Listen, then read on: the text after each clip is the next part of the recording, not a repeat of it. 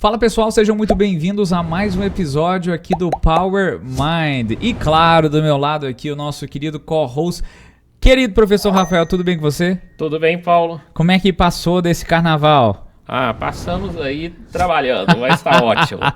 Bom, pessoal, hoje a gente vai aqui conversar com uma pessoa que dispensa apresentação, dispensa comentário, é alguém que com certeza tem muito a contribuir conosco, como contribuiu para a história, o mercado e a inovação da cidade de Uberlândia e região. E a gente vai conversar com ele hoje, que possui especialização em sistemas de informação em White Plains pela IBM, em varejo alimentar pela Fleming Retail University em Oklahoma, nos Estados Unidos, e programa de gestão avançada pelo INSEAD, FDC, do Brasil, França, e trabalhou durante 24 anos no Grupo Martins, atuando como diretor de TI e depois como diretor de marketing, tendo estruturado a Universidade Martins do Varejo e a rede Smart de supermercados. Na Algar Telecom trabalhou durante 17 anos, dirigindo diferentes áreas e encerrou a sua trajetória como vice-presidente de negócios. Também é autor do livro O Caminho da Modernização pela Comunicação Eficaz e foi até no mês passado, inclusive a gente vai ter o prazer e a honra, né, Rafael, de conversar com ele depois que esse mais um ciclo se encerrou até no mês passado, presidente da Brain, o Centro de Inovações fundado pela Algar Telecom, tendo sido um dos idealizadores desse projeto. Converso hoje com ele, Osvaldo Carrijo. Seja muito bem-vindo. Muito obrigado, um prazer enorme estar aqui. Obrigado pelo convite. Seja bem-vindo, Carrijo. Satisfação enorme recebê-lo aqui na Universidade Federal de Uberlândia. Que bom, um prazer enorme para mim. Seja bem-vindo. O Rafael, a gente estava conversando nos bastidores, o Rafael teve um super antes, né, um esquenta, né, Rafael, conversando com o Osvaldo, e vai ser muito legal. Por quê? Porque a gente tem algumas coisas aí. Então, Rafael, comece esse papo maravilhoso de hoje, depois a gente vai conversar um pouquinho sobre a Brain. De fato, foi muito bom encontrar com o Carrijo lá no Brain. A gente já fez um ensaio do podcast lá, né? Nossa conversa durou, melhor dizendo, praticamente 1 hora. E a gente foi com o intuito lá de vir falar sobre Brain, mas quando o Carrijo me contou que ele estava encerrando o ciclo profissional dele, não é no Grupo Algar, é profissional. Eu conheço o Carrijo desde a época do Martins, nos anos 90, logo que eu comecei a trabalhar. E aí eu acompanhei lá, como na época fornecedor do Martins, a criação da rede Smart de supermercados, da UMV, da Universidade Martins do Varejo, o lançamento do livro. Então, o Carrijo sempre esteve presente aí na nossa vida profissional, contribuindo muito e nos ensinando muito. Quando ele falou que estava encerrando, depois ele foi para Algar, eu falei, nossa, é uma oportunidade enorme da gente fechar esse ciclo e registrar esse momento singular na sua vida. E aí eu começo te perguntando isso, Carrijo. Conta para o pessoal que não te conhece um pouco da sua trajetória aí. Você é daqui de Uberlândia, como é que você entrou nesse mercado aí, no atacado, depois na área de telecom, e um pouquinho do que você fez ao longo de praticamente meio século dedicado à gestão de negócios e tecnologia. Bom, primeiro, muito obrigado pela pergunta, que me permite fazer um pouquinho aqui do meu histórico, e que me gratifica muito, porque eu realmente estou encerrando agora, mas é legal quando você olha para trás e vê que você deixa um legado bastante significativo para a comunidade, né? Então, eu me sinto muito feliz e muito honrado com as oportunidades que eu tive. Mas tudo começou, quando entrei na engenharia, eu fiz aqui a universidade, a UFO. Eu estava no primeiro período ainda, quando naquela época não existia ainda curso de programação, não existia ainda curso de formação em TI nas universidades. Quem promovia isso eram as empresas de TI daquela época, que mexiam com computador naquela época. E a IBM era o grande player daquela época, né? Ainda é um grande player no mundo, mas naquela época ele se configurava como um líder absoluto na área de computadores. E aí eles promoveram um curso, um curso selecionando 34 alunos da universidade e abriu para a universidade quem quisesse se inscrever, e eu me inscrevi. Eu estava no primeiro período. Certo. 1976. É um tempinho bom. Sim. 48 anos. Exatamente. E me inscrevi e tive a sorte ou o privilégio de estar entre os 34 que fez o curso. E a universidade ia contratar os 6 primeiros. Né? Também isso é um ponto interessante. Os 6 primeiros. E eu fiquei em 7º. Então, e naquela época, professor de Universidade Federal, junto com o Banco do Brasil, eram os 2 empregos mais relevantes que tinha. Era um prêmio espetacular, né? E é óbvio que eu queria muito. Mas eu fiquei em 7º, então eu fiquei de fora. Então, e isso, de uma certa maneira, foi espetacular para a minha vida, porque eu tive que me dedicar muito mais. Aí fui fazer estágio no Peixoto. No Atacado? Atacado. Estágio de programação. Eu fazia engenharia durante o dia e trabalhava à noite, estagiário. Naquela época, a gente era não remunerado, tá? Eu fiquei 10 meses trabalhando não remunerado. Mas é interessante você falar isso. Desculpa te interromper, claro. Mas é porque tem muito aluno nosso que assiste o podcast. E hoje a gente tem essa modalidade, estágio remunerado e estágio não remunerado. Tem o estágio obrigatório e não obrigatório. É muito raro a gente ver hoje um estágio não remunerado. Mas eu costumo dizer, Carrijo, que estágio não é a remuneração que é importante, é a oportunidade do aprendizado. É isso mesmo. Mas aí você foi fazer esse estágio não remunerado. Fui fazer estágio não remunerado e foi a partir daí que abriu todas as oportunidades na minha vida, porque, obviamente, que aquele que realmente quer, aquele que se dedica, aquele que se esforça. Eu era um cara, ainda sou até hoje, um cara absolutamente dedicado. Então, eu era um workaholic, vou usar esse termo aqui para ser mais objetivo na minha colocação. E eu, então, estudava durante o dia e trabalhava à noite.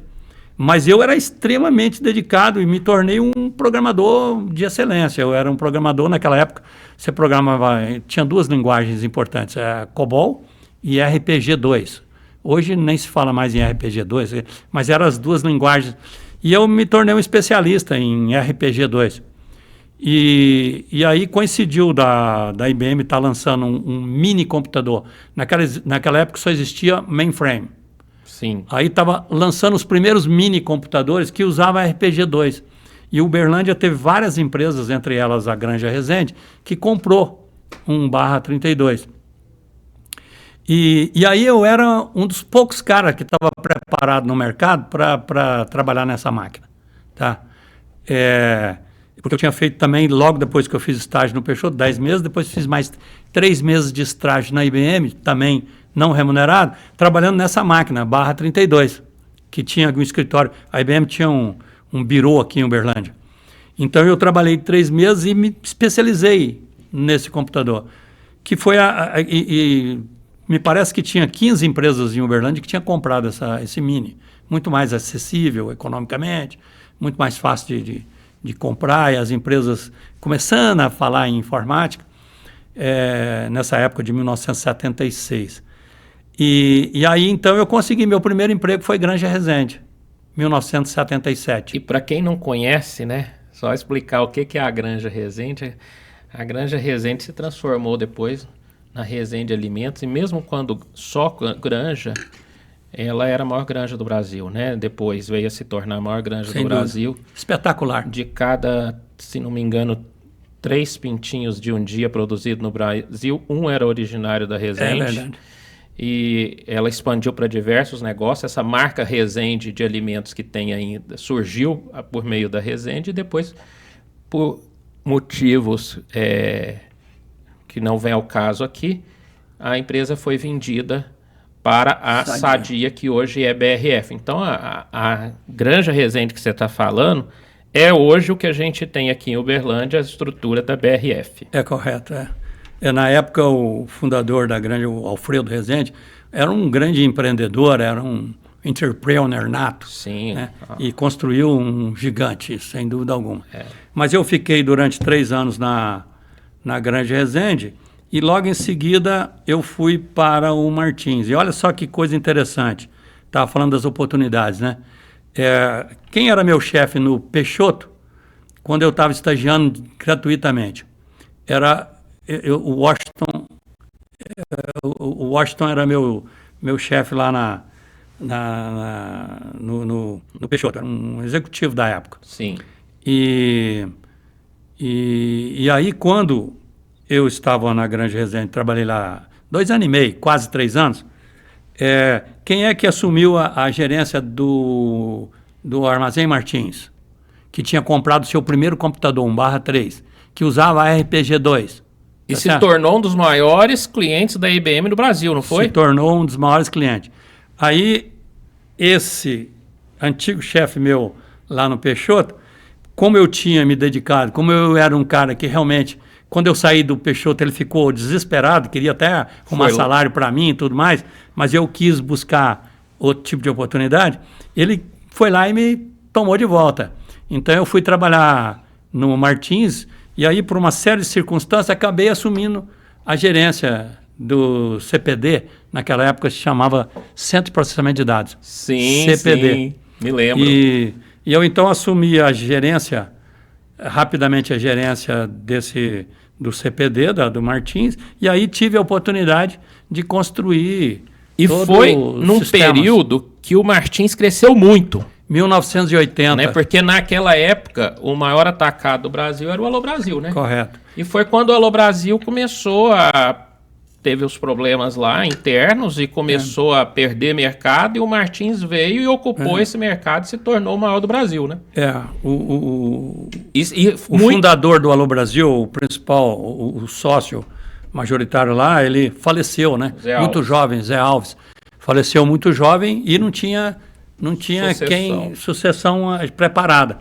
E aí, por uma série de razões, ele veio a ter problemas importantes, praticamente fechou as operações, e como o Martins tinha investido muito pesado em informática, o Martins era o outro atacado, apesar de que o Peixoto também tinha uma área de TI bem desenvolvida. E naquele momento, antes dessa questão do Alô Brasil, eles eram muito próximos em termos de volume de negócios, de tamanho, né? Não era tão discrepante, já era? Não, era discrepante.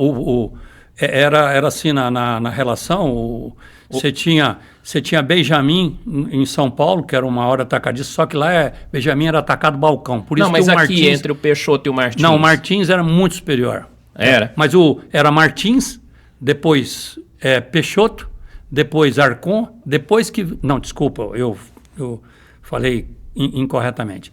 Alô Brasil primeiro. Isso. Depois Peixoto era o segundo maior.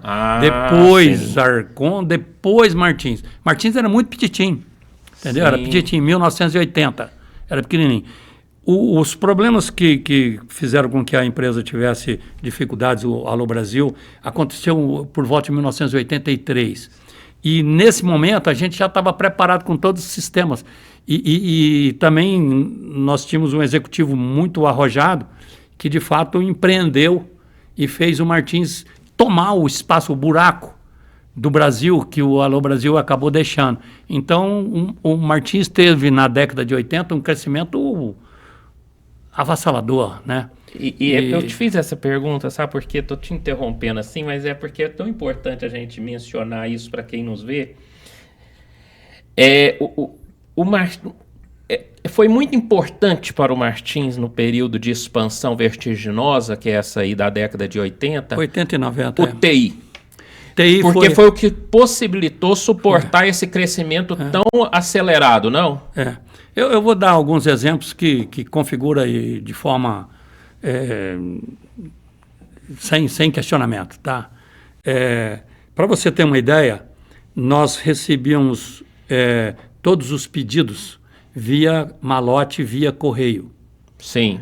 E o pedido demorava às vezes 15, 20, talvez 30 dias da hora que o vendedor tirou o pedido no cliente até a hora que ele vai ser processado dentro do Martins. E acredite ou não, a maneira da gente separar os pedidos e criar e despachar num caminhão uma determinada carga era manual. Nós tínhamos um expert, Edirley César Rios. Era um expert, uma pessoa que conhecia profundamente o mix do Martins, e ele ia lendo os pedidos de forma assim, super ágil e montava, falando assim, isso aqui dá um caminhão, vai, separa a mercadoria. E aí você pegava aqueles pedidos que foram escritos à mão, Nossa. Com carbono, tá certo? E entregava para o cara que ia fazer a separação, que tinha vários separadores, vou chamar assim, que são pessoas com um carrinho de mão que ia lá na gôndola pegar os produtos e trazer para montar a carga. Agora, você imagina, naquela época a gente tinha uma expedição de 6 a 8 caminhões toco. Caminhão toco Sim. carrega até 9 toneladas. 6 a 8 caminhão toco. Agora, quando eu saí de lá, nós tínhamos uma expedição de 220 carretas dia. Quer dizer, eu estou falando de sair de 6, 8 caminhão de 9 toneladas para 220 de 22 toneladas. E uma frota de 2.000 veículos. Uma frota de mais de 2.000, bem mais de 2.000 veículos. Quer dizer, nós tínhamos 3.500 vendedores. Agora, como é que eu ia processar pedidos vindo de 3.500 vendedores do Brasil inteiro? O Martins ainda faz hoje, porque eu acabei de... Estava conversando com o pessoal lá recente, agora, mês passado, e eles estavam me dando a informação que ainda o Martins atende 100% do território brasileiro. Todas as cidades brasileiras são servidas pelo Martins. Agora imagina você tirando pedido manual de tudo isso e processando e separando e colocando carga e entregando, recebendo. Impossível. Não tinha condição. Se não fosse tecnologia, Se não fosse a tecnologia, não teria conseguido. Tá? Então, foi a tecnologia que permitiu que a gente tivesse isso. Claro, se não houvesse o arrojo dos executivos da época para gerar venda. Para gerar venda, para contratar novos vendedores, né? Que era um talento extraordinário, que foi o Edson Zanato, que na década de 80 teve esse arrojo e apostou na TI. Eu Sim. era o braço direito dele, para você ter uma ideia. Então, apostou no TI com tudo. Desenvolvemos toda a automação da central de abastecimento, os nossos depósitos, tudo automatizado, com robô, com tudo mais e tal. Por quê? Como é que eu vou expedir 220 carretas dia, se não for tudo automatizado? Não tem como, tá? Então, mas junto com isso, o arrojo do talento, das pessoas, do time que montava isso. E depois tivemos um outro executivo extraordinário, que foi o Juscelino Martins, que acabou de fazer o push, né, de crescimento da organização, superando os bilhões de reais que ele fatura hoje, né? Não tenho ideia do volume agora, mas são alguns bilhões. Sim. Né? De faturamento. Então, sem a tecnologia, isso simplesmente seria impossível. E aí a sua...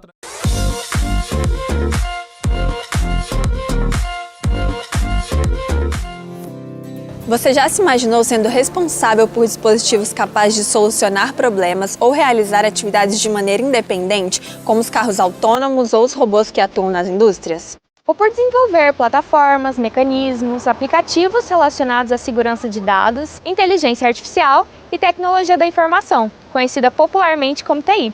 Então, conheça o curso de Gestão da Informação da UFO.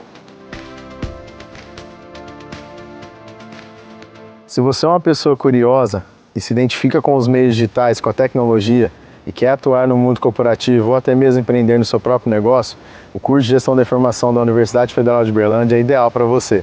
Por se tratar de uma área promissora, com alta demanda qualificada e, consequentemente, remuneração acima da média comparada com as outras profissões.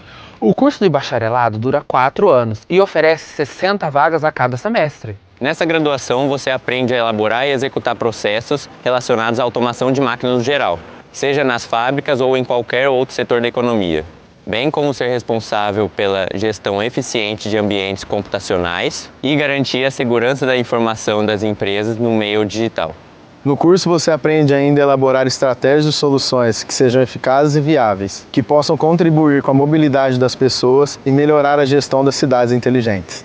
Além de ser responsável por fazer todas as migrações de informações, documentos, arquivos, recursos e aplicações de uma empresa para um ambiente digital seguro e compartilhado em rede, mais conhecida como nuvem. Na gestão da informação, você também pode liderar o projeto do desenvolvimento de um design de um site, sempre mantendo o foco na experiência de navegação do usuário para que o tempo de permanência numa página seja cada vez maior. Se formando em gestão da informação na UFO, você desenvolverá um senso crítico e analítico. Sabemos que a escolha da primeira profissão é um dos grandes desafios e o curso de gestão da informação da UFO configura-se como uma excelente opção de carreira. Eu digo primeira profissão porque as pessoas que estão entrando agora nesta fase certamente terão uma ou várias profissões ao longo de sua vida profissional. Neste contexto, é muito importante que você encontre algo que lhe dê prazer e satisfação, para que tenha qualidade de vida e os resultados financeiros venham como consequência natural. Na era digital, sobretudo agora, no pós-pandemia, quando a tecnologia tornou-se presente em nossas vidas em todos os campos, o curso de Gestão da Informação da UFO se revela como uma das mais atraentes alternativas no mercado. No curso de Gestão da Informação, você vai aprender a fazer a investigação de dados, dispositivos e sistemas operacionais, com o objetivo de mapear possíveis evidências relacionadas a crimes cibernéticos, o que facilita a identificação de autores ou dos responsáveis. E até mesmo atuar como um hacker ético, ou seja, profissional que tem a complexa missão de usar os seus conhecimentos com o objetivo de proteger a segurança das informações, otimizando a tecnologia de uma empresa, evitando violações de sigilos. Diversas reportagens apontaram as 15 profissões mais promissoras do futuro, sendo que 13 delas estão relacionadas com a gestão da informação, o que confirma o amplo leque de oportunidades de atuação. Em outras palavras, isso significa que, dentre as diversas opções, certamente você encontrará aquela com maior afinidade. Como profissional da gestão da informação, você poderá trabalhar com a coleta, organização, análise e gestão de um volume de dados enorme para transformar em informações para a tomada de decisão. O curso de Gestão da Informação da UFO me preparou para o mercado de trabalho, formando um profissional multidisciplinar. Então hoje, pela gestão da informação, a gente consegue ver várias áreas, né? Dentre elas a parte de análise de dados, a parte comercial, a parte de computação. Isso, sem sombra de dúvidas, me ajudou a ter meu primeiro estágio, consequentemente participar de uma grande empresa aqui de Uberlândia, até hoje formar a minha empresa, que temos 26 funcionários trabalhando basicamente com análise de dados hoje. As atividades curriculares e extracurriculares da gestão da informação foram condizentes com o mercado de trabalho, principalmente a apoio à consultoria, que foi uma das atividades que eu participei dentro da gestão da informação, a empresa júnior. Então, durante 3 anos eu tive uma vivência acadêmica profissional simultaneamente, né? Que sem sombra de dúvidas 90% do profissional que eu sou hoje foi decorrente dessa atividade em si. Além das monitorias, das iniciações científicas e também das matérias que prepararam para esse profissional. Se você está pensando em entrar na área de tecnologia, estatística, comercial, se você está em dúvida definitivamente qual dessas áreas você quer trabalhar, ou se você quer ser um profissional multidisciplinar, onde tem flexibilidade de atender várias demandas dentro do mercado, o curso de Gestão da Informação, sem sombra de dúvida, é um dos cursos que vai te formar para essas oportunidades, tá? Seja como profissional de desenvolvimento, né, na área de programação, seja como analista de dados, né, cientista de dados, ou até mesmo na parte de gestão, tomadas de decisões, ou todos eles simultaneamente, como nós fazemos hoje.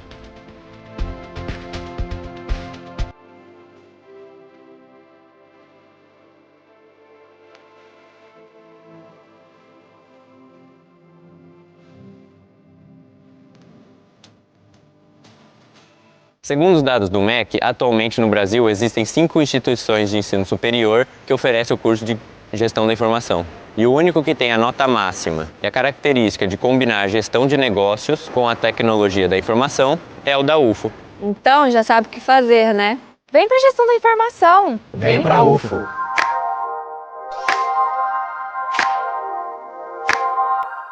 Trajetória lá, você ficou lá no Martins? Eu fiquei no Martins até 2004, mas eu sempre fui um empreendedor, sempre fui um empreendedor interno, vamos falar assim. Um intraempreendedor. Um intraempreendedor. E o que eu fazia? Eu, como diretor de TI, eu já era diretor de TI, eu entrava na boleia do caminhão de um motorista e ia fazer entregas pelo Brasil. Olha. Então eu conhecia a realidade do mundo lá, do chão de loja, vamos falar assim, Sim. que a gente costuma dizer. Eu saía, tinha os meus amigos, eu era amigo dos vendedores, amigo dos motoristas, então eu pegava um vendedor que estava indo para o interior de São Paulo e falava, essa semana eu vou ficar vendendo com você, vou te acompanhar, vou ver o que você faz, entendeu? Então eu conhecia a entranha da operação da empresa como um todo. E aí eu conseguia importar isso tudo para dentro da área de tecnologia, e foi por isso que o Martins teve um empuxo tão grande, porque todo o conceito de tecnologia foi montado em cima de uma visão comercial. Hoje, a maioria das empresas tem toda a sua estrutura montada em cima de uma visão financeira. Tá? E muitas vezes a área comercial fica um pouquinho para trás. Muito então, importante essa sua fala. Muito importante. A questão da visão comercial alavancando o negócio. A gente estava falando no nosso papo lá no Brain sobre inovação, né? Isso. Você não pode falar que inovou se você não tem fatura. Se você não faturou, você não inovou. Sim, entendeu? Então, tudo que se busca em qualquer organização, ela crescer o seu faturamento. Obviamente que junto com a rentabilidade e tudo mais, mas você tem que crescer. Então, o foco no comercial é absolutamente fundamental para que a empresa exista, que ela prospere, que ela gere lucro e assim por diante, tá? Então, eu acho que isso foi um diferencial. Você ia para a rua, começou a ver o que estava acontecendo e dessa experiência, dessa vivência, gerou um insight para o MV, para a Smart, como é que foi? Então, e também, paralelamente a isso, eu comecei a ver os grandes hipermercados que estavam começando a surgir. E aí, quando abri um supermercado, aqui em Uberlândia, por exemplo, abriu o Carrefour. Quando abriu o Carrefour, eu lembro que fechou mais de 100 pequenos varejinhos. Sim. Que era o cliente Martins. Exato. Então eu falei, peraí, com isso que está acontecendo no mercado, Martins vai perder mercado, ele vai ficar sem cliente, cara. Tá? E a nossa visão é que o nosso mercado era infinito. Isso aí foi mais ou menos no finalzinho da década de 80, ali de 89, 90. Corretíssimo. Aí nós tivemos, obviamente, que a empresa teve vários saltos também estruturais e de organização e de trabalhos internos que permitiu que a gente construísse tudo isso. Tá? Não foi só TI puro, não é isso. É todo um arcabouço de estrutura organizacional, áreas com competências bem estruturadas e tudo mais. Então, foi possível construir esse gigante que está aí. Mas, claro, a tecnologia era o alicerce, era a base para que tudo isso pudesse, de fato, acontecer. Agora, então, pela sua fala aí, nesses quase 50 anos de dedicação ao mundo dos negócios, foram basicamente 2 empresas. Foi. Como contratado mesmo. Exato. Na verdade, eu... 2 grupos. Aí, só para me finalizar o meu contexto aqui, para não deixar aberto, como eu tinha todo esse conhecimento de causa sobre o mercado, sobre o cliente, sobre tudo mais, eu entendia que a gente tinha que educar o cliente, porque eu precisava modernizar o cliente Martins, porque sem modernização dele, eu perderia mercado para os grandes players que estavam chegando, Carrefour, Pão de Açúcar, e aí vai, tá? Todos esses grandes players que hoje acontecem aí no mercado. E aí nós conseguimos, aí eu propus a criação da Universidade Martins do Varejo, tá? E aí eu larguei a informática e fui desenvolver o projeto da Universidade Martins do Varejo. Claro que foi um arrojo significativo, mas eu tive um empowerment aí para fazer isso do nosso CEO da época, que era o Juscelino Martins, que me apoiou e me garantiu que eu pudesse fazer um movimento desse tipo. Largava a informática, onde eu era um cara super conhecido, super respeitado já no mercado brasileiro até fora, e largar tudo e começar uma coisa do zero, é algo meio difícil de entender. mas eu acreditava tanto, eu tinha tanta paixão por aquilo, e eu me coloquei com tanta profundidade que a gente conseguiu ter sucesso e construímos. Por exemplo, depois lancei a Rede Smart, aí foi. Tá? A UMV foi uma das primeiras universidades corporativas do Brasil, né? E interessante é que, diferente de outras, ela não atendia só o público interno, o colaborador.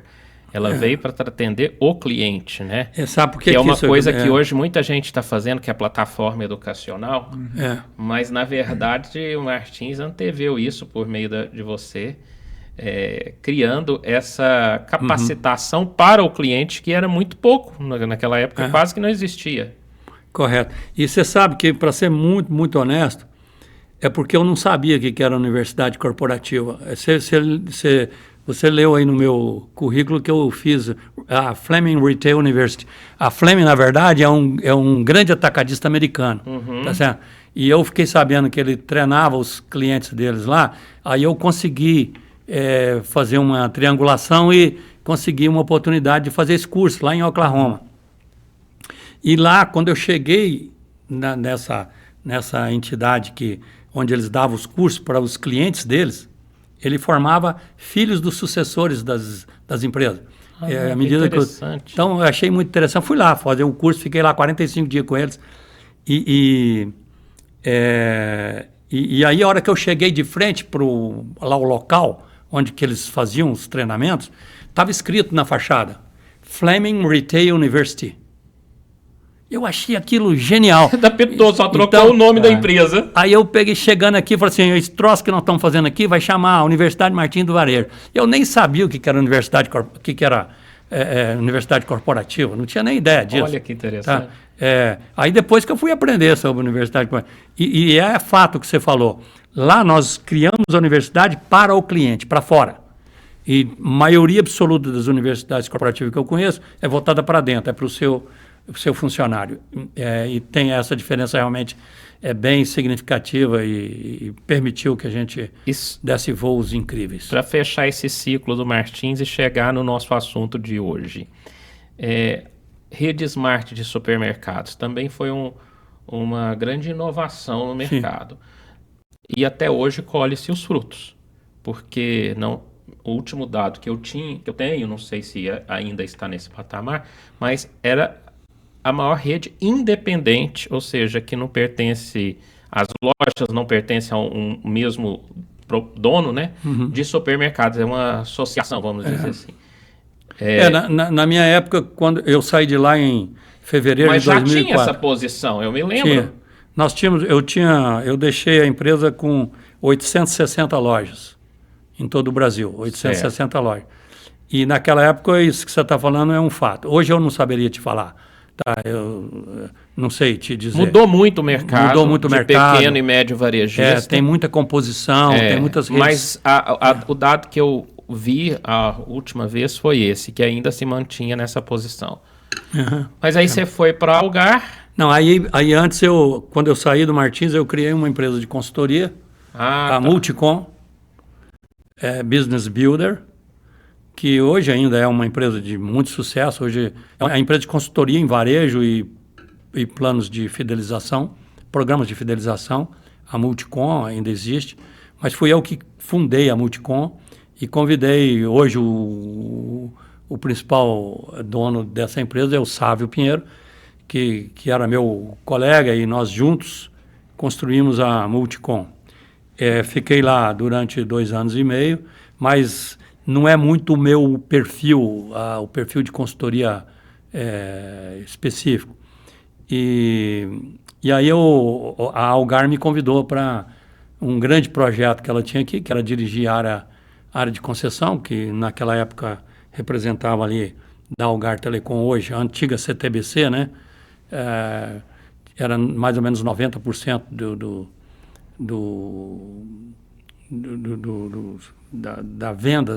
das vendas da empresa era a área de concessão da Algar, porque tinha pouca expansão. E eu vim assumir essa área. Então eu fiquei 10 anos na função de diretor comercial. Depois desse tempo, me dediquei a montar o Brain.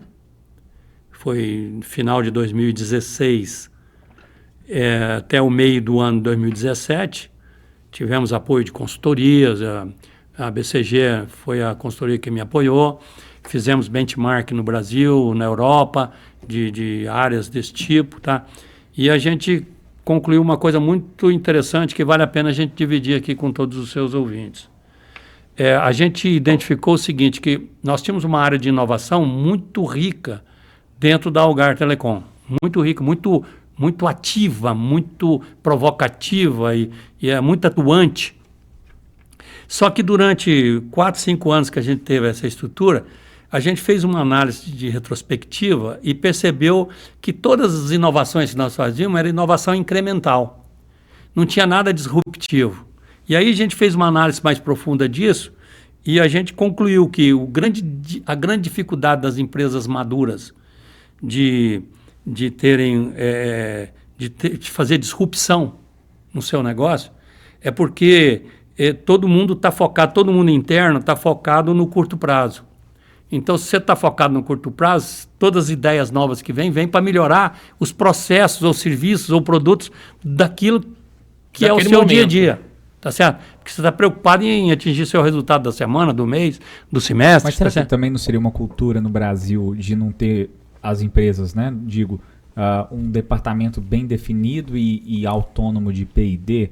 Porque o que eu vejo é que, óbvio, as empresas que vêm dos Estados Unidos para cá, todas elas implementam P&D com tanta força quanto o financeiro, né, da empresa.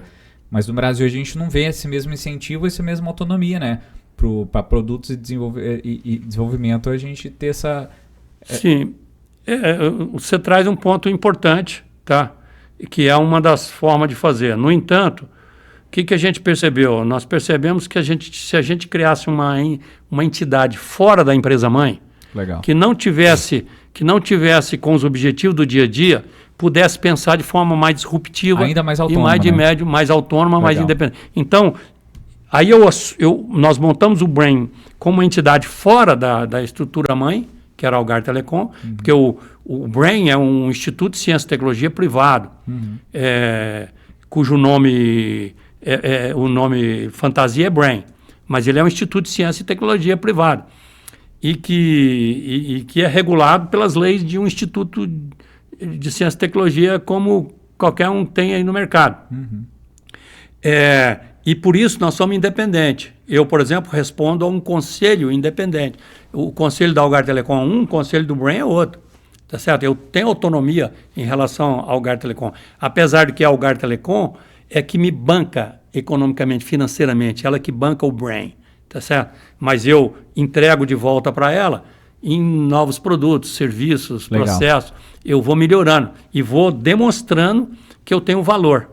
Só que nós criamos o Brain com esse intuito de ser disruptivo. Olha, nosso mindset tem que ser inovação disruptiva. Inovação disruptiva não é incremental. Quer dizer, incremental é quando você ganha 20, 30, 50% de melhoria. Agora, a disruptiva é aquela que te dá 5 vezes mais, 10 vezes mais produtividade. Tá? Então, isso que é disrupção. Tá? Então, o Brain nasceu com esse conceito. E dentro desse conceito, a gente também procurou desenvolver o conceito, ou trabalhar com um conceito que já é hoje muito, muito aceito e divulgado, e que eu gosto muito, particularmente, que é o conceito de Open Innovation. E aí que eu penso que vale a pena fazer uma diferenciação entre criatividade e inovação. Tá certo? Perfeito. Aqui tem um contexto muito interessante que talvez valesse a pena a gente explorar. Por favor, comente para nós aí qual que é a sua visão nesse quesito. Então vamos lá, né? Quando a gente fala de criatividade, eu estou falando de alguma coisa que vem, que é fruto da inovação, é fruto da imaginação. É fruto de um insight, de um gênio, de um professor Pardal, me permita analogia grosseira. É uma pessoa que normalmente ela é introspectiva, ela é fora do padrão, ela questiona o tempo inteiro. É um Santos Dumont. É um Santos Dumont, tá certo? É um Santos Dumont. Então, é um bom exemplo. Quando você fala de Santos Dumont quebrou um paradigma, que era o paradigma de que o homem podia voar. Ou seja, existia um paradigma que qualquer coisa mais pesada que o ar cai. Ele provou que não, que você consegue voar com 14 bidês, né? Então, isso é criatividade, tá? Normalmente, é um ato solitário, é de um gênio, é de uma cabeça brilhante.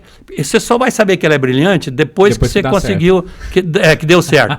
Até então, esse cara é doido, esse cara é maluco. É o caso do Elon Musk, né? Ele só depois que dá certo que ele realmente virou gênio. Mas antes de dar certo, ele é um doido, tá? É um louco, tá?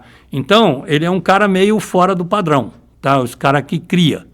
Agora, e a inovação? A inovação é você pegar a criação e transformar em algo realmente que faz a diferença na sociedade. Vamos pegar o Santos Dumont de novo. Você imagina hoje tendo um avião tipo 14 bis transportando 120 pessoas, 300 e tantas pessoas e atravessando o oceano e tudo mais? Inviável. Isso é inviável. Não tem. Então a criação, quando ela acontece, ela quebra um paradigma importante, que era uma crença existente que deixa de existir. Não, é possível um objeto mais pesado que o ar flutuar, tá certo? Planar, tá? Então, e com o motor, eu sou capaz de impulsionar esse planador, tá certo? E aí conseguir voar, tá? Então, aí o que aconteceu? O que é a inovação? A inovação é o ato de você juntar várias cabeças com vários conhecimentos diferentes que, somados, consegue fazer com que aquele objeto, que era um 14 bis, se transforme hoje num 747, por exemplo. Tá certo? Um 777, um 777, o que você quiser, ou um avião a jato, ou um avião de guerra, sei lá o que você quiser, tá? É alguma coisa que consegue voar, tá? E naquela época ele voou, sei lá, deve ter sido a 30 km por hora. Os carros, entre aspas, eVTOLs, né? Os carros voadores que estão sendo encomendados aí pelas grandes companhias aéreas, inclusive pela Embraer. A Embraer é um agente importante que está apostando muito na possibilidade. Mas ele só existe porque lá atrás alguém criou. Pronto. Aí entrou a criatividade. Então, o que acontece dentro das organizações? Que é isso que eu queria trazer para o nosso contexto. As organizações têm que focar na inovação, não na criação. A criação, você usa o Open Innovation. Nós, por exemplo, o Brain, por exemplo, tem o maior relacionamento, nós acabamos de ganhar o prêmio de empresa de melhor relacionamento com as startups do Brasil. Nós já analisamos mais de 1.500 startups. Tudo que é startup que brota por aí, um gêniozinho criou um negócio, eu vou lá e dou uma olhada e vejo se aquilo me interessa ou não. Pô, esse troço aqui é diferente e tal, vale a pena eu inovar nele? Aí eu pego aquela startup que está com uma ideia brilhante, mas não tem nem cliente, não tem... Não tem a visão de negócio, comercial. Não tem a visão de negócio. Sim. Aí eu coloco numa mesma mesa. Aí é um ato coletivo e um ato metodológico. Tem metodologia para se fazer. Tá? Na criação, não. Na criação, o cara brota, sei lá de onde saiu aquilo. Tá? É da imaginação do cara. E o cara tem um tal nível de envolvimento com aquele tal paixão e tal coisa, que ele vai lá e monta numa oficininha lá do fundo que tal, ele Deus, e monta um troço e te entrega. Agora, isso que ele te entregou não serve para nada, ele não quebra o paradigma ainda, tá? Ele quebra o paradigma, mas ele ainda não é útil. Aí você precisa de inovação para você pegar aquele negócio e fazer ele replicar para milhares de clientes. E aí gerar um faturamento gigante. E aí você moderniza todas aquelas peças que eram frágeis, ou que nem, de novo, com o Santos Dumont, ninguém vai pôr um avião de pano, entendeu? Então vai usar um metal totalmente diferenciado, vai usar uma tecnologia de radar que permite que o avião pouse sozinho, tantas coisas, forma de combustível, e sei lá, são tantos conhecimentos que você tem que agregar numa única sala, a gente chama de squad. Num squad, num conceito de inovação, você chama, no conceito agile, você chama isso de squad, né? Onde você tem um PO, um Scrum Master, você tem pessoal de marketing, engenharia, uma somatória de conhecimentos, e aí é um ato coletivo que pega aquela criação e inova. Aí você multiplica por 10, ou multiplica por 100. No caso do Santos Dumont, não sei quantas vezes foi, porque me parece que o 14V voava a 30 ou 40 km por hora, uma coisa assim. Né? Hoje você tem avião voando a Mach 3, né? 3 vezes a velocidade do som, né? Então, o potencial que se transformou é algo magnífico, tá? É algo extraordinário. Então, por isso que eu fiz questão de separar muito bem o que é criação e o que é inovação. Tá? Carrijo. E todo mundo tem que focar na inovação, porque a criação deixa para esses caras que brota por aí que a gente não sabe direito como é que surgiu. O cara não fez nem faculdade, o cara, entendeu? O cara, sei lá, ele estudou por conta própria, ou até fez faculdade, mas era um cara introspectivo que era meio louco por aquele tipo de coisa que ele está envolvido. Deixa para eles. Sim. Tá? E as organizações precisam investir pesadamente em inovação. E minha recomendação é o conceito Open Innovation e dentro de um modelo também de conceito Agile, tá? Que é hoje, para cada 10 empresas que pensam em trabalhar inovação, 11 usa o modelo Agile. Eu gostei muito da sua fala aí no que se refere às squads, ou aos squads, né?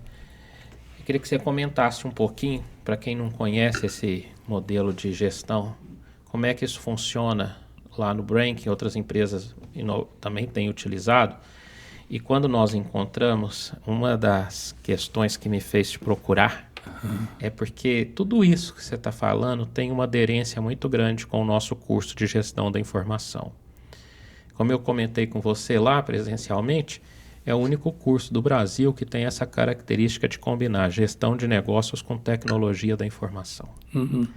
Que na minha visão é o que hoje mais está sendo demandado no mercado. Sim. Né? Você falou sobre a sua trajetória empreendedora. Queria que você juntasse isso tudo até para o pessoal que nos vê e que nos ouve, principalmente que está aí durante a sua formação nessa área ou que tem interesse, para verificar quão importante é essa interdisciplinaridade, essa combinação de marketing, finanças, logística, operações com tecnologia da informação, essa visão holística desse negócio por meio dos squads. Deixa eu então aproveitar a sua pergunta e eu desenhei toda uma apresentação para falar sobre esse texto que a gente esse assunto que a gente está conversando, que é criatividade, inovação e o papel da liderança no desenvolvimento dos negócios, que é o tema da minha palestra, né? Perfeito. E lá eu comento um pouco sobre criatividade e inovação e comento que você precisa ter, na minha visão pessoal, e aí eu peço desculpa de novo, porque eu não sou acadêmico, então na minha visão pessoal... Nós aprendemos muito com você, fica tranquilo. Fico feliz de saber. Vocês têm a prática. De qualquer forma, eu não tenho aqui o contexto acadêmico. Então, eu escrevo as minhas coisas, estou aqui trabalhando num livro sobre esse assunto, inclusive, mas com a minha experiência, com a minha vida, com o meu negócio. E dentro disso, eu entendi, toda a minha trajetória, que você tem que seguir 6 mandamentos fundamentais para poder, de fato, fazer com que a inovação aconteça num nível bastante significativo. Os 6 mandamentos do Carrijo. 6 mandamentos do Carrijo. Quais são? Então, primeiro mandamento é visão holística. Se você, como empreendedor ou como executivo, sei lá, qualquer coisa que o valha, que você se propõe a ser, se você só foca naquilo que é o seu objeto em si de trabalho, então você é pequeno, você é limitado, você não consegue alçar voos maiores, tá?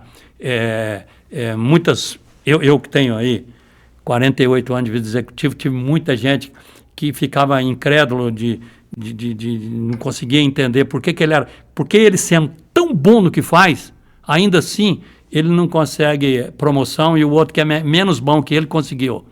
Porque o menos bom tem visão holística. Ele conhece um pouco mais do que aquilo especificamente. Ele precisa... nenhuma coisa é fechada em si própria. Todas as coisas são interrelacionadas. E você precisa ter um pouco mais de abertura, de visão, de conhecimento,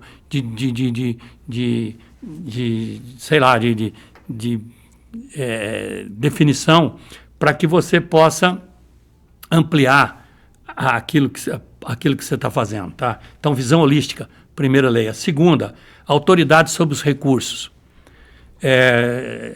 E aqui vale a pena explicar muito bem isso, porque senão o pessoal pode me entender mal. Autoridade sobre os recursos. Se você não tiver autoridade sobre os recursos, você não consegue executar bem um trabalho, tá? Agora, como é que se consegue autoridade sobre o recurso? Né? Através da liderança. Então, a liderança é o ponto-chave. Tá? E eu só entendo liderança se for uma liderança servidora. O que é liderança servidora? É aquela onde o líder trabalha para que o liderado atinja seu objetivo. E não o líder que trabalha o liderado para atingir o objetivo dele. Ele não tem que atingir o objetivo, ele tem que atingir o objetivo do liderado. Então, se você trabalha para o liderado, ajudando ele a construir o que ele precisa, dando para ele ferramentas, instrumentos, conhecimento, o que for, para que ele atinja o objetivo dele, aí você é um líder servidor. E ao ser um líder servidor, você tem autoridade. Você tem autoridade. Então, é como se fosse um guru, entende? Eu estou exagerando aqui, mas é mais ou menos isso. Você tem que buscar isso, você tem que, de fato... É um mentor, um orientador. Você tem que trabalhar para que isso aconteça, porque é a única forma de você ter um domínio. E outra coisa, liderança não se aplica só aos liderados. Liderança se aplica, inclusive, por nível de cima. Então, quando você é um líder de fato, você é uma pessoa que é um guru para o dono da empresa, para o seu diretor, é um cara que é referência. Então, ele é respeitado. E por ser respeitado, ele tem autoridade sobre os recursos. Então, é isso que eu estou me referindo aqui. Autoridade sobre os recursos no sentido de fato, poder comandar um grupo de pessoas, de recursos financeiros ou tecnológicos, o que for, entendeu? Porque ele tem autoridade, ele tem liderança. Tá? Então, esse é o segundo ponto fundamental. O outro ponto é a atitude. Se você tem uma excelente ideia, mas não põe em prática, não faz acontecer, não vai lá, não luta por aquilo, tá certo? Ou o primeiro obstáculo que tiver, você desiste, então você não tem atitude, perseverança, contínuo esforço para aquilo aconteça, tá? E toda uma determinação para que aquilo que você quer fazer aconteça. A outra coisa é crença. Você tem que acreditar no fundo da alma naquilo que você está se propondo a fazer. Se você está fazendo porque alguém pediu, ou porque, sei lá, está no seu job description, sei lá, seu chefe quer que você faz aquilo, então você não tem crença naquilo. Se você não tiver crença absoluta, né, você não vai conseguir atingir o auge do sucesso daquele negócio. A outra coisa é não ter medo de errar. Tá? Aliás, isso está em moda hoje. Todo mundo está falando que as empresas têm que valorizar o erro, a empresa tem que até premiar erro, tal, etc. Cuidado. Né? Quando eu digo aqui não ter medo de errar, não estou falando falta de compromisso. Sim. Ao contrário, pela forte crença naquilo que você está propondo fazer, a não realização deve te provocar uma dor insuportável. Deve ser algo que te faça sofrer. Se você não atingiu, você tem que sofrer. Você pode não atingir, não é problema. Mas você se entregou, você se dedicou, você realmente fez tudo que podia para aquilo acontecer. Então, aí, nesse caso, você pode errar, porque eu vou te parabenizar. Por quê? Porque é a única forma de você aprender com o erro. Se você só fizer experimento, e errar, e depois de vez em quando acertar, você não aprendeu com o erro. E o grande mérito do erro é aprender. Por isso que eu gosto do exemplo da bicicleta. Todo mundo, para andar de bicicleta, tem que ter caído. Você tem que ter caído várias vezes para depois, entendeu? Chegar um momento que você aprende o equilíbrio e aí você não cai nunca mais. O problema é cair todas as vezes do mesmo jeito, né? O problema é cair todas as vezes do mesmo jeito e não atentar para o que te fez cair. Não aprender com o erro. Não aprender com o erro. Então, você só pode errar se você aprender com ele. E na minha visão pessoal, você só aprende se você se dedicou de corpo e alma. Eu percebi que você gosta também da aviação. Pelo seu exemplo aí que você já deu. São bons exemplos, né? A aviação faz isso, né, Carreja? Por que é o meio de transporte mais seguro do mundo?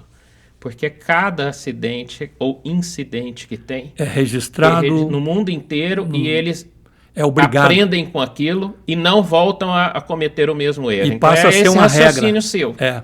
Passa a ser uma regra, exatamente isso. E incorporado no protocolo, né, de segurança. Protocolo de segurança e tal. Você aprende com o erro aí, tudo bem, aí você pode errar.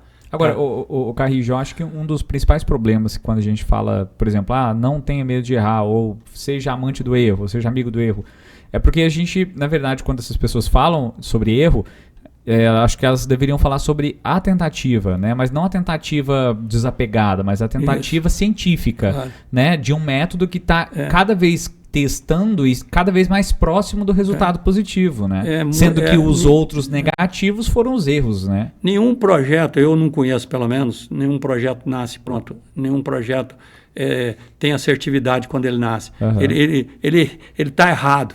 Você tem que ir melhorando ele sistematicamente. Então, você tem que permitir isso. Então, o erro tem que ser permitido. Eu não estou sendo contra. Só estou dizendo que você precisa estar comprometido. Porque senão você não aprende com o erro. E o erro, o grande mérito do erro é o aprendizado.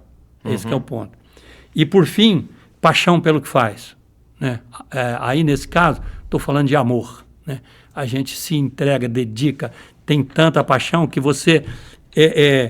não aguenta esperar o dia seguinte para continuar o trabalho que você deixou lá, que ainda não terminou. Né? Que você acorda de madrugada assustado porque ficou um ponto a ser ainda coberto no seu desenvolvimento, na sua pesquisa, na sua busca ou no seu entendimento. Então, paixão pelo que faz. Aí sim, se você juntar dessa forma como coloco, claro que aqui eu estou falando de uma forma ideal, né? Ideal, ninguém vai ser ideal, Deus que é ideal, mas então estou falando de uma forma ideal, mas o que importa e o que eu estou tentando passar aqui de mensagem é o seguinte: se você pegar cada um deles e tentar melhorar o seu ponto, você vai ser muito melhor que você mesmo, tá? E por fim, só para fechar, precisamos ter um propósito. Eu aprendi com o Jim Collins isso numa palestra dele, e ele falou que aprendeu isso com o Peter Drucker. E o Peter Drucker, num papo que teve com ele, quando terminou o papo o Jim Collins ficou tão satisfeito que pediu ao Peter Drucker, falou: me peça qualquer coisa, porque eu estou em débito com você. Aí o Peter Drucker, isso o Jim Collins comentando numa palestra que eu assisti, eu tive a oportunidade de assistir essa palestra, e o Jim Collins falou assim: olha, faça o seguinte, você quer ser absoluta, você quer ser outstanding, você quer ser um virtuoso naquilo que você faz, então acrescente a tudo que você faz um propósito. E um propósito para o outro, para a sociedade, para a comunidade, para o seu filho, para sua mãe, porque não interessa quem, você tem que fazer para o outro. Devolver para a sociedade o muito que a gente recebe. Porque a única coisa que faz você ser melhor que você mesmo é um propósito. Senão você chega num determinado patamar e está preso, não consegue ir além. A única coisa que faz você ser melhor que você mesmo essa sua fala me lembrou muito o Rolim Amaro, comandante Rolim Amaro, fundador da TAM. Grande empresário. O brasileiro, muitas vezes, eu tenho visto isso mudar, mas a visão que muita gente tem do trabalho é uma coisa sofrida. Né? Eu estou terminando a minha jornada e estou agradecendo cada chefe meu, estou agradecendo o meu acionista, estou agradecendo todo mundo que trabalhou comigo, estou agradecendo a minha família. porque foi uma jornada linda, maravilhosa, espetacular. Lógico que com muita luta, com muito sacrifício, com muita dureza, mas ao mesmo tempo linda, maravilhosa, valeu a pena. E eu acredito Tô que feliz. tenha sido assim, porque você colocou no seu dia a dia, além disso tudo, do propósito, da paixão, etc., o que o Rolim falava. Eu nunca precisei trabalhar, porque ele era apaixonado pelo que ele fazia. Então ele não via o Aquilo dia a como trabalho. dia como o trabalho na acepção que muitas vezes é entendida pela grande maioria da população. E outra coisa que ele falava, ele criou você tem os seus mandamentos do Carrijo, e ele criou na época, a gente lembra, você deve lembrar disso, de ver os quadros nos aeroportos, os 7 mandamentos da TAM. E um dos mandamentos, talvez não com essas mesmas palavras exatas, mas a essência é: quem não tem capacidade de criar, tem que ter a coragem de copiar. Em outras palavras, o que ele está dizendo é o que você falou sobre: se você não tem a criatividade, tem a inovação, que é um copiar melhorado, que foi o que ele fez e A transformou inovação a empresa. todo mundo pode fazer. Ela é metodológica, ela é aprendível, entendeu? Mas a criatividade, não, eu pelo menos não sei explicar, eu pelo menos não sei educar alguém para ser criativo, tá? Mas para ser inovador, sim, é metodológico, é cooperativo, é interdisciplinar, tem todo um ferramental que te permite estar capacitado para fazê-lo. Sabe o que foi muito bom na sua fala? Está sendo muito bom na sua fala? Porque vamos amarrar essa sua visão prática com a teoria aqui. Você disse que você montou uma empresa, mas que você não tem aquele perfil do consultor ali. Então você voltou para o mundo corporativo ao longo desses 48 anos como CLT, mas na essência, o que era o Carrijo? O que é o Carrijo? O Carrijo, ele é um intraempreendedor, é aquele cara que tem todas as características inerentes ao empreendedor, mas para trabalhar dentro de um negócio de terceiro. E eu vejo que isso é fundamental nos dias de hoje, porque aquilo que a gente estava conversando, aqui no nosso curso de gestão da informação, a gente forma empreendedores, sim, porque nós trabalhamos conteúdos que desenvolvem uma forma de raciocínio espacial elevado, de imaginar, enxergar e fazer realizar aquilo ali. Temos a formação mais técnica, mas temos a parte dos soft skills, né? Temos o hard e o soft aqui. Então essa visão de negócios que você falou, que combinar isso tudo para transformar algo que é criativo em inovador, e gerar isso como um produto, seja bem ou serviço para a sociedade, nós procuramos trabalhar isso aqui dentro. E isso tem a ver com o conceito lá de empreendedorismo que está diretamente associado à inovação, que é a destruição criativa do Schumpeter, lá do economista, que é os primórdios, né? Os ensaios, os artigos seminais sobre essa questão. Então, o Schumpeter falava dessa destruição criativa.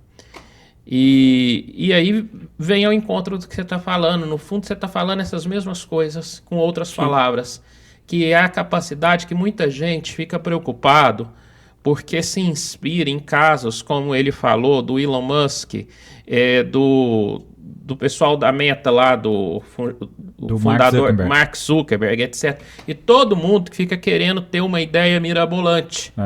E muitas vezes, eu vi isso demais, o cara que tem a ideia mirabolante não consegue fazê-la virar negócio.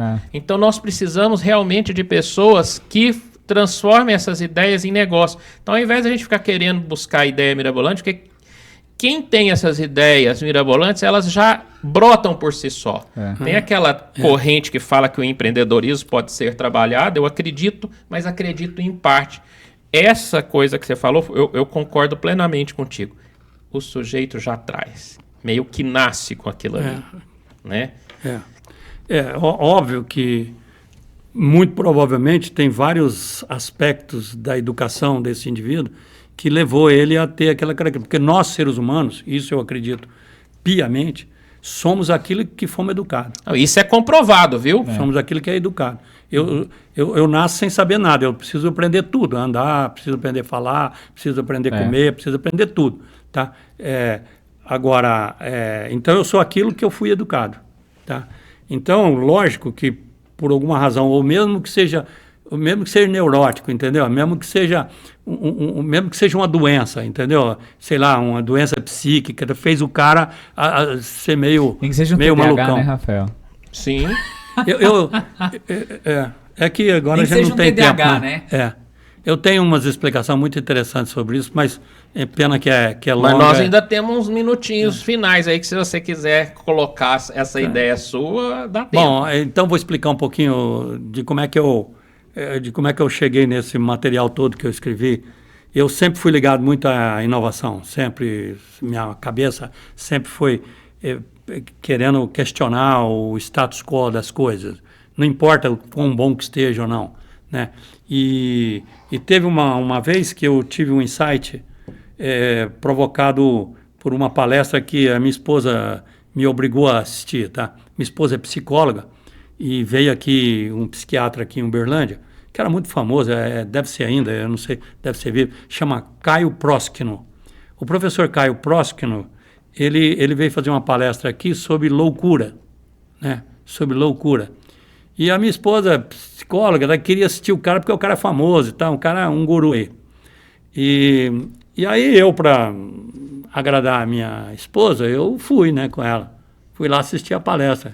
E aí o cara falou uma coisa que foi assim, caiu como luva para mim,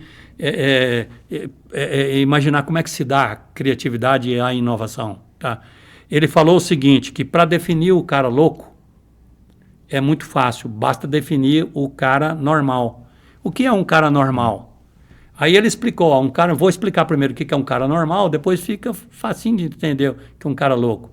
Então ele explicou que um cara normal é um cara que vive dentro de um cone. E o que é esse cone?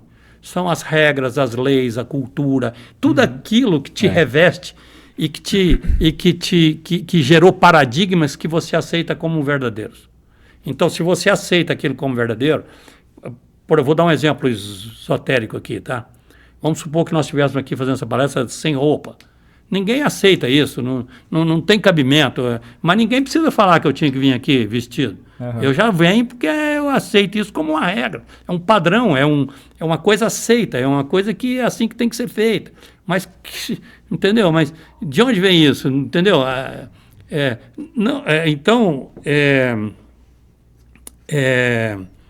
Ele falou assim, então o ser humano normal é aquele que está dentro da regra. Entendeu? Então o louco é aquele que está fora do cone.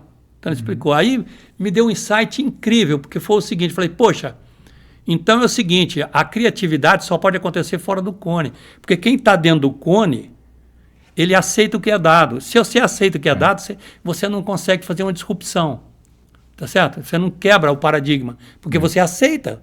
Então um cara normal não pode inovar, então ele tem que sair do cone. E aí me veio um outro conflito. Falei, mas você só faz sentido você criar alguma coisa se for para a comunidade, se for para o ser humano, se for para as pessoas, para a sociedade. Uhum. Senão não tem sentido você criar nada. Então você vai ser doido mesmo. Então o que você tem que fazer? Você tem que criar fora do cone, ou seja, você tem que romper os paradigmas que existem fora do cone, e depois você tem que entrar dentro do cone de novo, com aquilo. E eu entrei em conflito de novo, porque não tinha jeito de entrar dentro do cone. Falei, como é que eu entro dentro do cone de novo? Se todo mundo aceita o que é dado. Uhum. Tá, aí que veio a inovação. A inovação, ela vai alargar o cone. Você não vai levar a criação para dentro do cone. A inovação alarga o cone. Legal. E permite que ela seja válida para a comunidade e passe a ser aceita novamente. Entendeu? Então, hoje, todo mundo aceita que o homem voa. Mas foi preciso alargar o cone, porque se fosse só com 14 bis do Santos Dumont, ninguém ia voar. Ninguém ia voar. Então, eu não iria. Tá? Eu preciso de ter uma evolução gigante nesse mundo da aeronáutica, espetacular, como a gente conhece, para que a gente pudesse, então, aceitar. Então, você cria fora do cone. E depois não tem jeito de voltar para o cone. Você tem que alargar o cone. Como é que alarga o cone? Inovando. você tem que dar valor para aquela criação. Tá certo? Sim. Então, esse que é o... E aí eu tive esse insight lá, nessa palestra do professor Caio Proskino. Eu guardei o nome dele até hoje. Faz anos isso. Sei lá, mais de 30 anos essa palestra. Agora me conta uma coisa, um spoiler aqui. Com toda essa bagagem sua, você não vai conseguir aposentar, não. Não, O que tá vindo por aí? Quais são as novidades? Porque tem coisa no radar. Não, eu sou movido a projetos, né? Sou movido a desafios gigantes. Meus desafios, todos são grandes. E hoje eu estou com um desafio extraordinário. Aliás, é com muita alegria que eu te falo agora aqui. Hoje... É exclusivo? Exclusivíssimo. Exclusivo! Opa! Vamos lá. Hoje... Vamos ter um furo. Eu estou trabalhando numa POC, que é uma prova de conceito, que eu tenho que validar isso para depois constituir uma empresa nova. Mas é uma POC que eu estou lançando um projeto de uma telefonia móvel, uma nova telefonia móvel, para competir com o Vivo, Claro e TIM. Então é um projeto ambicioso. Eu quero ter 20, 30 milhões de clientes nesse projeto. E eu lancei o primeiro chip, foi entregue ao meu cliente hoje, lá no Rio Grande do Sul. Estou lançando em Porto Alegre, Caxias do Sul e Passo Fundo. Mercado teste. Mercado teste. Então, com isso eu quero, até junho, validar. A intenção é ter 4 mil clientes validando essa POC, operando e vendo os benefícios. É uma tecnologia disruptiva, é full digital, no mesmo padrão que aconteceu nos bancos. Assim, quando surgiu o Nubank, ele surgiu a partir de uma disrupção tecnológica. Né? Ele é um banco digital. Sim. Tá? E os bancos grandes, Itaú, Bradesco, Santander, não conseguem acompanhar ele. Porque, como eu falei, a inovação em empresas maduras tem uma dificuldade do legado. Então, a empresa-mãe não deixa o FII acontecer. Então, você tem que nascer separado. Então, a gente criou uma marca nova, chama Nomo. O que significa Nomo? A gente, o que é a ideia do Nomo? A ideia é no more, não mais essa coisa difícil, porque eu não sei se vocês sabem. Praticidade, é um sem frescura. Sem frescura. Esse nome foi muito legal. Leve, né? Leve, fácil, simples e sem as complexidades que as operadoras hoje têm. Não sei se vocês sabem, mas o pior NPS em todos os segmentos analisados no Brasil é de telecomunicação. Eu imagino. Então, a gente está por volta de 8, 10 o NPS. Tá? Para você ter uma ideia de um NPS ruim, que é de banco, é 40 o NPS de banco. E o Nubank entrou no mundo do banco com a tecnologia disruptiva e falando de uma maneira super friendly com os clientes dela, que hoje ela tem 87 de NPS. Tá certo? Então, esse é o grande objetivo do meu projeto e eu estou de corpo e alma nele, me envolvi inteiramente e quero muito aprovar essa nova empresa para o Grupo Algar a partir do segundo semestre desse ano ainda. Então nós vamos ter essa novidade em termos de território nacional aproximadamente lá para depois de agosto. Vocês já vão, nas mídias em geral, vocês já vão começar porque nós vamos fazer um pouco de barulho. Então a mídia já vai estar marcando. Olha que negócio interessante, tanto você quanto a Algar estão comemorando os 70 anos com essa nova empresa, com esse filho novo. É isso aí, eu quero muito isso, é o meu sonho. Eu quero ir para lá como os primeiros clientes. E você tem razão, eu não vou aposentar, eu estou fechando um ciclo de um funcionário CLT, né? E abri a minha empresa de consultoria.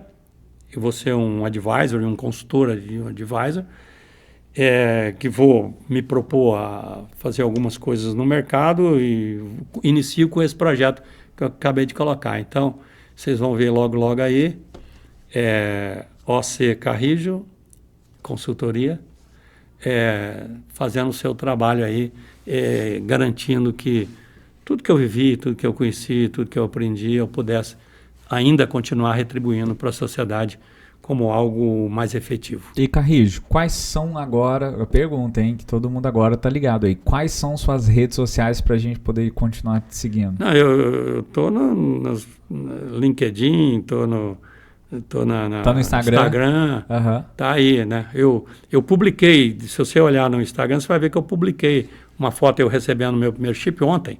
Que legal. Já tô Qual que é o seu arroba aí do Instagram? Então, é O Carrijo. O Carrijo. É.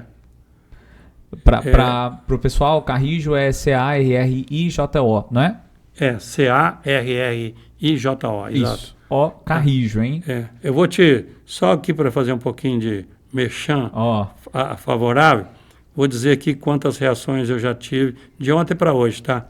Vou ver que está entrando e aqui. já está convidada a voltar aqui quando for entrar Eu tive aqui, 4.394 impressões até agora. Publiquei ontem. Está aqui o legal. Carrijo muito com chip bom. Nomo, que legal. com o Brain no fundo aqui para valorizar a nossa empresa aqui. Que gerou essa inovação. Exatamente. Professor, eu estou super ansioso para ver, viu, esse nome, viu? Não, nós queremos que o PowerMind seja parceiro da Nomo e a Nomo parceira nossa aqui. E quem quiser conhecer, pode entrar no site www.nomo.com.br www.nomo.com.br. Entrem todos, deixe seu like lá. Já tem Instagram o Nomo também? Olha, você sabe que eu não sei te responder. Isso aí é com o pessoal lá do marketing. Temos uma turma de marketing. Mas certamente se não tem, tá chegando. Mas é muito novo, gente. É muito novo. Mas foi preparado todo o material. Nós temos uma agência de comunicação muito forte em São Paulo trabalhando conosco nisso. O site está todo. Deve ter tudo isso aí, então já tem. Imagino que sim. Tá? Oswaldo, muito obrigado pela sua presença no dia de hoje. A gente vai querer aí sua volta aí em agosto, né, Rafael? Quando tudo já tiver estruturado para a gente poder continuar falando sobre isso. A gente tem muita coisa ainda para poder falar. Infelizmente o tempo nosso ele é limitado, mas a quantidade de episódios não. Então a gente vai chamar você na próxima para a gente poder conversar. A gente tem muito assunto ainda mesmo. A gente conversando nos bastidores, o Rafael contando um pouco sobre você, sim. Tem muita coisa pra gente. Não, a gente pode fazer 10 podcasts com o Carrijo aqui.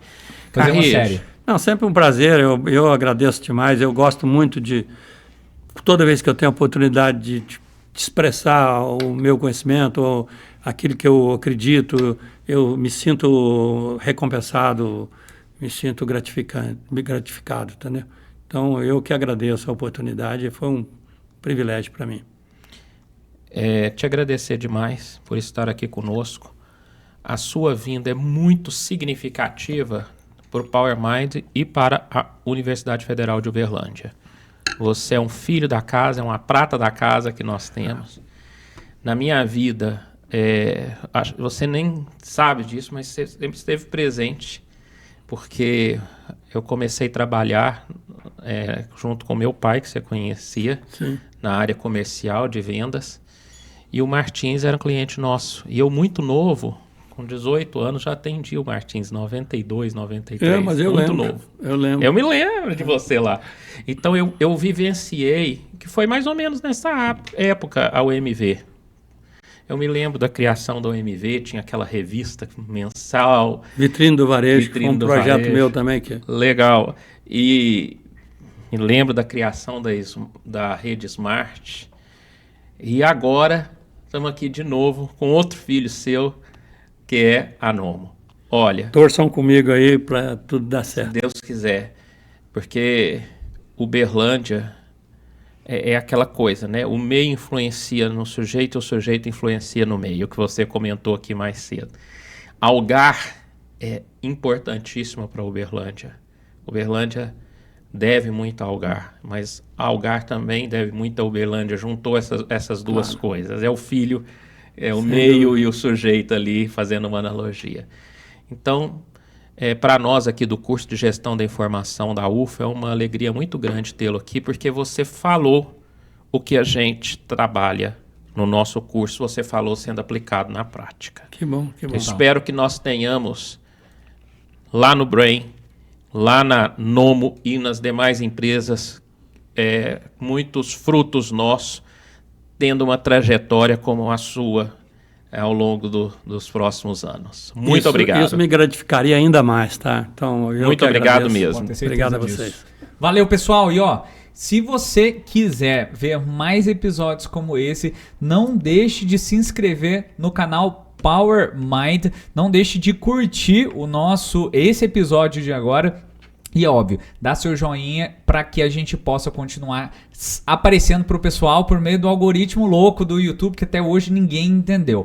Mas gostaria de agradecer demais a presença do Oswaldo e do professor. Gostou hoje do episódio? Sensacional. Professor? Maravilhoso, Peço desculpa, porque pela convivência ao longo desses anos aí com as ações do Carrijo, eu meio que exagerei aqui nas perguntas, no volume. E eu vou só pedir uma coisa muito. Eu vou só pedir uma coisa para vocês. Volte o episódio, assista de novo agora com papel e caneta na mão, que com certeza vai tirar muitos insights. E é claro, se você tirou insights já nessa primeira vez, não deixe de compartilhar também com seus amigos, e com sua família. E comentar aí qual é a parte que você mais gostou do nosso episódio de hoje. E no nosso próximo episódio é surpresa. Vejo você no nosso próximo episódio. Muito obrigado, valeu e até mais.